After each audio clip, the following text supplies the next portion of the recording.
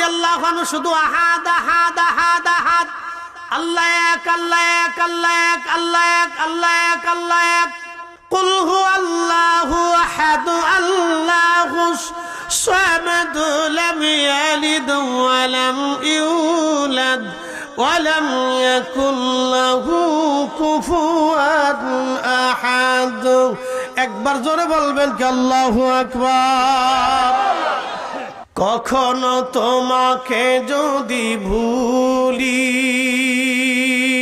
হেদায়েতের আলো জেলে নিয় কাছে তুলি, ঠাই দিও প্রিয়তম, ওগো ঠাই দিও প্রিয়তম, ওগো মহিয়ান, তুমি রহমান, তুমি মেহেরবান। অন্ধ গাহে না শুধু তোমারি গুণগান, বুঝেও বুঝে না তবু শান, তুমি রহমান, তুমি মেহেরবান। ঠিক কিনা? সোহেলপুরবাসী মনোযোগ দিবেন। এক নাস্তিক পণ্ডিত ইমামুল আজম আবু হানিফা রাহমাতুল্লাহির কাছে এসে বললেন, হে মুসলমানদের ইমাম, আমার 3টা প্রশ্নের জবাব যদি তুমি দিতে পারো তাহলে আমরা কালেমা পড়বো। তবে প্রশ্নের জবাব তুমি কোরআন হাদিস দিয়ে দিলে হবে না, যুক্তি দিয়ে দিতে হবে। তো তখন ইমাম আজম আবু হানিফা বললেন, বলো নাস্তিক প্রধান, কি বলতে চাও তুমি? বলে, বলো, তোমরা যে বলো আল্লাহ এক, তোমরা যে বলো আল্লাহ এক, আল্লাহর আগে কিছু নাই, তাহলে আমরা কি করে মানবো আল্লাহ এক? এবং আল্লাহর আগে শুরু নাই, আল্লাহর শেষ নাই, আল্লাহর আগে কিছু নাই, আমরা কি করে মানবো বলো? আল্লাহর আগে যে কিছু নাই তার দলিল কি? আল্লাহর আগে কিছু নাই তার দলিল কি? ইমাম আজম আবু হানিফা বলেন, হে নাস্তিক, বলো 1 থেকে 10 পর্যন্ত গুনো। তো নাস্তিক 1 2 3 4 5 6 7 8 9 10। ইমাম আজম আবু হানিফা বললেন, তাহলে 10 থেকে 1 পর্যন্ত গুনো। বলে 10 9 8 7 6 5 7 3 2 1। বলে একের আগে কি? বলে একের আগে তো কিছুই নাই। বলে একের আগে কিছুই যেহেতু নাই, তাহলে আমার আল্লাহ এক, আমার আল্লাহর আগেও কিছু নাই। যারা বলেন আল্লাহু আকবার। সুন্দর ফুল, সুন্দর ফল, মিঠা নদীর পানি, খোদা তোমার মেহেরবানি, খোদা তোমার মেহেরবানি। তুমি কতই দিলে রতন, ভাই বাড়াদার পুত্র স্বজন, কে দিছে? তুমি কতই দিলে রতন, ভাই বাড়াদার পুত্র স্বজন, ক্ষুধা পেলে অন্ন জুগাও, মানি চাই না মানি, খোদা তোমার মেহেরবানি। এবারে নাস্তিক বলল, এ মুসলমান, তাহলে জবাব দাও, তোমার আল্লাহ তো আছে? বলে হ্যাঁ। তো আল্লাহ এখন কোন দিকে চাইয়া রইছে? নাস্তিক বলতেছে, আল্লাহ কোন দিক তাকানো আছে বলো, আল্লাহ কোন দিক তাকানো আছে বলো। তখন ইমাম আজম আবু হানিফা রাহমাতুল্লাহি আলাইহি একটা মোমবাতি জ্বালাইলেন। মোমবাতি জ্বালায় বললেন, নাস্তিক বলো, আগুন কোন দিক তাকায় আছে? আগুনের আলো কোন দিকে গেছে? নাস্তিক বলল, আগুনের আলো সব দিকে আছে।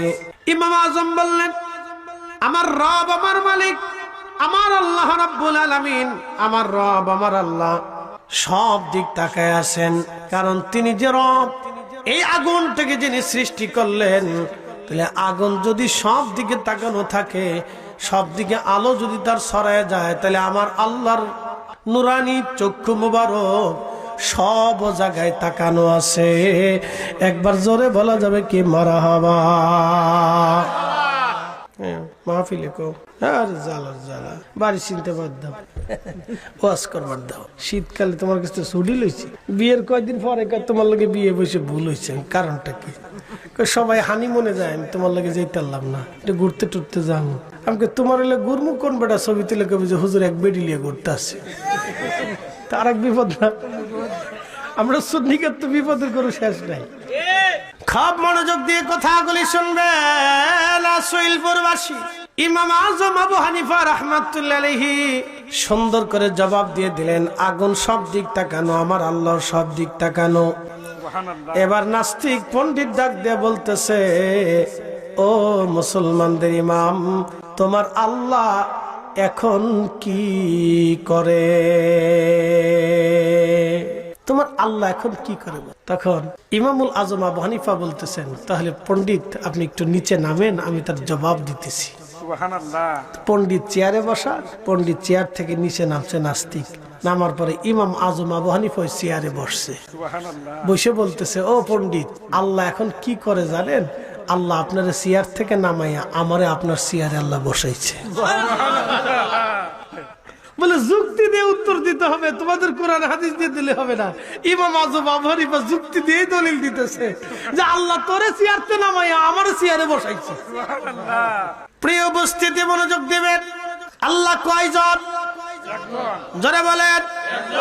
আশহাদু আল্লা ইলাহা ইল্লাল্লাহু ওয়াহদাহু লা শারীকা লাহু ওয়া আশহাদু আন্না মুহাম্মাদান আবদুহু ওয়া রাসূলুহু সাল্লাল্লাহু আলাইহি ওয়াসাল্লাম। কখনো তোমাকে যদি ভুলি, হেদায়েতের আলো জেলে নিয় কাছে তুলি, ঠাই দিও প্রিয়তম অগমহিয়ান, তুমি রহমান, তুমি মেহের। অন্ধ গাহে না শুধু তোমারি গুণগান, বুঝেও বুঝে না তবু শান, তুমি রহমান, তুমি মেহেরবান। মনোযোগ দিন। হযরতে প্রিয় নবীজি হিজরত করে মক্কা থেকে মদিনাতে চলে গেলেন। হযরত বেলালও চলে গেলেন মক্কা থেকে মদিনায়। হিজরত করে চলে যাওয়ার পরে আজান প্রবর্তন হলো। আজান, আল্লাহর নবী ঘুমিয়ে আছেন, স্বপ্নে আল্লাহ ওহী করে তার নবীকে আজান শিখাইলেন। আল্লাহু আকবার, আল্লাহু আকবার, আল্লাহু আকবার, আল্লাহু আকবার, আশহাদু আল্লা ইলাহা ইল্লাল্লাহ, আশহাদু আল্লা ইলাহা ইল্লাল্লাহ, আশহাদু আন্না মুহাম্মাদার রাসূলুল্লাহ, আশহাদু আন্না মুহাম্মাদার রাসূলুল্লাহ। হাইয়া আলাস সালাহ, হাইয়া আলাস সালাহ, হাইয়া আলাল ফালাহ, হাইয়া আলাল ফালাহ। আল্লাহু আকবার, আল্লাহু আকবার, লা ইলাহা ইল্লাল্লাহ। স্বপ্নের ভিতরে আল্লাহ তার রাসূলকে আযান শিখিয়ে দিলেন। এখন প্রশ্ন করি, জবাব দিবেন। আল্লাহর পরে আশহাদু আল্লা ইলাহা ইল্লাল্লাহর পরে আশহাদু আন্না মুহাম্মাদার রাসূলুল্লাহ আমরা লাগাইছি না আল্লাহ লাগাইছে? জোরে বলেন, জোরে বলেন, কে লাগাইছে? কে লাগাইছে? এখানে কি আল্লাহ তার রাসূলের দাম কমাইছে না বাড়াইছে? কমাইছে না বাড়াইছে? এখানে আল্লাহ আর কোন নবীর নাম লাগাই নাই, আমাদের নবীর নাম আল্লাহ আজানে লাগাইছে। 5 ওয়াক্ত আজান হবে, মানুষকে আজান মসজিদে নামাজ পড়ার আগে আমার রাসূলের নাম লওয়াইয়া আজান দেওয়াইয়া আল্লাহ তার রাসূলের রিসালাতকে সাক্ষ্য দেওয়াইছে। অতএব আমরা যারা সুন্নিরা নবী মানি, রাসূলের তাজিম করি, নারে রিসালাত ইয়া রাসূলুল্লাহ মানি, আমরা বোঝা গেল আমরা হকের উপরই আছি। কথা বলেন ঠিক না? কষ্ট হচ্ছে আপনাদের? আরে এত দরদকার না, বালাই কইছি, খারাপ না, বোঝা গেছে বক্ত আমার ও আসলে। খুব মনোযোগ দিবেন, তাহলে আমার রাসূলের রিসালাতের স্লোগান চলবে না বন্ধ হবে? নবীর দুরূদ সালাম চলবে না বন্ধ হবে? মুসলমানের ঘরে ঘরে নবীর দুরূদ সালাম চলতে হবে। কথা বলেন ঠিক কি না? তারা বলে বেদাত, আমরা বলে আরো করব। তারা যত বলবে বেদাত, আমরা তত ঘরের মধ্যে মিলাদ দুরূদ চালাবো। ঠিক কি না? তারা যত বলবে করা যাবে না, আমরা তত বেশি করব। হাত উঁচা করে বলেন রাজি আছেন না নাই? আল্লাহু আকবার, আল্লাহু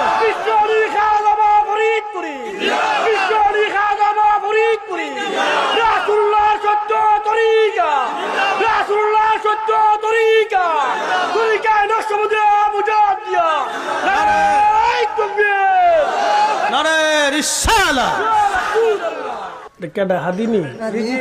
আরে গলা হেটের পিছনে তো হাদি হয়ে গেছে রে। এতে বাস ধরতে এসছে। জমিন কার? আমি এত দলিল দেব না। জমিন কার? আজান কার? আল্লাহর পরে নবীর নাম লেখছে কে? খুতবায় দিছে কে? দুরূদ পড়ে কে? পড়বে কে? চালু করাইলো কে? তাহলে মুসলমানের ঘরে ঘরে রসুলের দুরূদ মিলাদ চলবে না তো চলবে কি শয়তানের ঘরে? চলবে কি হিন্দুর ঘরে? চলবে কি বৌদ্ধের ঘরে? চলবে কি নাসারার ঘরে? মুসলমানের ঘরে ঘরে রসুলের দুরূদ সালাম চলবে। কথা কর না কেন?